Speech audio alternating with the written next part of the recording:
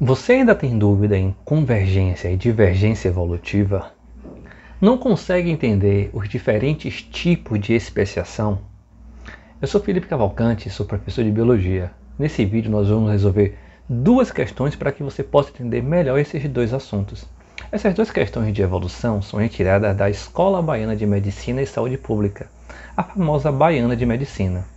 Vamos começar? Vamos para a nossa primeira questão. A evolução, modificação das espécies ao longo do tempo, lança a luz sobre a compreensão dos seres vivos de dois modos. Em primeiro lugar, ela implica que há relações de parentesco entre os seres vivos. Para cada organismo vivo, há ancestrais que o precederam.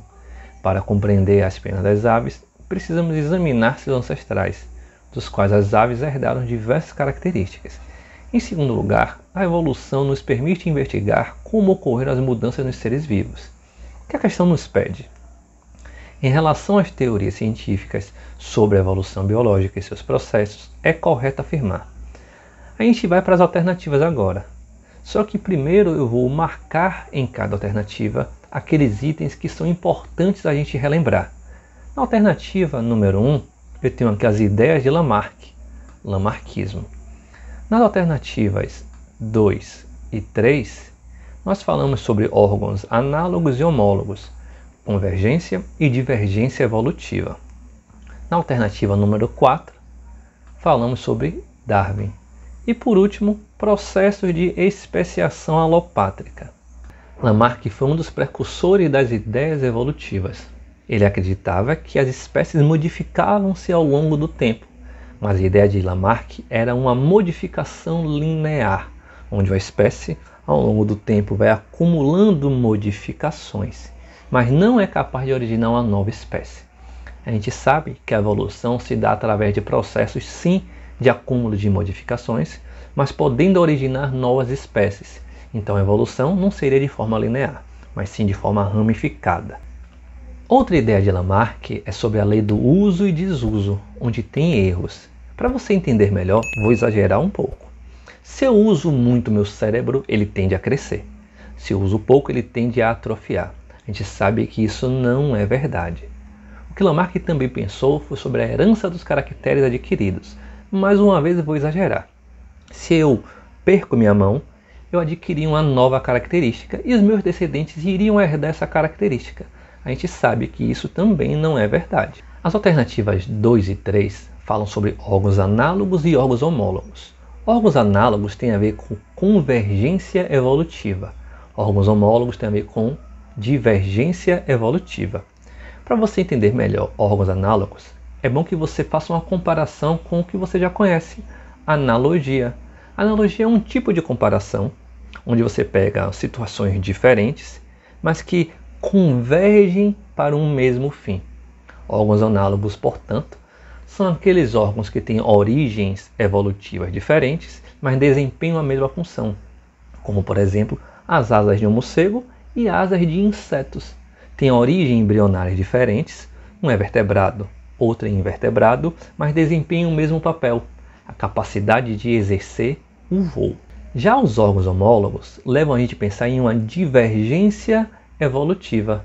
Isso significa que esses órgãos têm a mesma origem embrionária, mas eles divergem em seu papel, divergem em seu funcionamento, como por exemplo as patas de um cavalo e as nadadeiras de um golfinho. As patas de um cavalo são especializadas a se locomover no ambiente terrestre. As nadadeiras de um golfinho são especializadas em se locomover em um ambiente aquático. Elas têm as mesmas estruturas, mas desempenham papéis diferentes. A alternativa número 4 fala sobre Darwin. Darwin foi aquele que descobriu um processo de seleção natural. A seleção natural consiste em pressões seletivas que o ambiente exerce sobre as espécies, selecionando aqueles indivíduos de cada espécie que são mais aptos a sobreviver, que são mais aptos a reproduzir e passar suas características para os seus descendentes. Só que o conhecimento de Darwin sobre esses processos eles eram limitados. Darwin não sabia sobre mutação, não sabia sobre divisão celular e também não sabia sobre genética. Quando a gente reúne essas informações que Darwin não conhecia Junto com os conhecimentos de Darwin, a gente tem as teorias modernas da evolução, como o neodarwinismo. A alternativa número 5 fala sobre especiação alopátrica. Para a gente entender o que é uma especiação alopátrica, a gente precisa saber o que é especiação. Especiação é a formação de novas espécies. E o que seria uma especiação alopátrica? É aquela especiação que acontece a partir de um isolamento geográfico. Para a gente entender isso, vamos pegar uma população de macacos. População é um conjunto de indivíduos de uma mesma espécie que vivem e interagem em uma mesma localidade. A gente pode esperar, nesse tipo de especiação, que ao longo do tempo venha a surgir uma barreira geográfica e separe essa população, formando agora duas populações, pois elas estão vivendo em ambientes diferentes e não interagem entre si. A gente sabe que existem mecanismos que modificam as espécies ao longo do tempo, aumentando a sua variabilidade genética.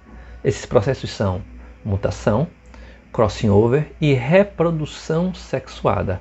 Agora, se a gente pegar esses eventos e aplicarmos nessas novas populações de macaco, que se separaram graças a essa barreira geográfica, que se separaram graças a esse isolamento reprodutivo, a gente percebe que o acúmulo dessas modificações, junto com as pressões seletivas, podem fazer com que esses indivíduos fiquem muito diferentes do que eles eram quando se formavam apenas uma população.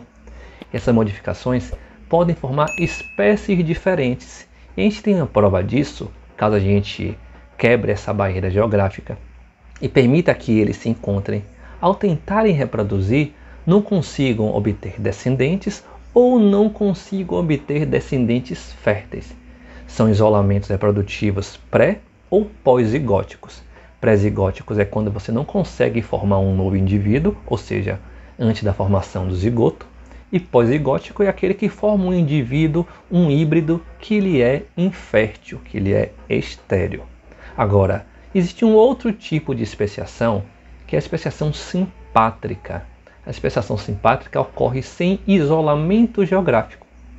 Para a gente entender isso melhor, a gente tem que imaginar que indivíduos eles podem modificar o seu nicho ecológico, podem modificar o seu papel exercido no ambiente, modificando assim, por exemplo, a sua fonte de alimento.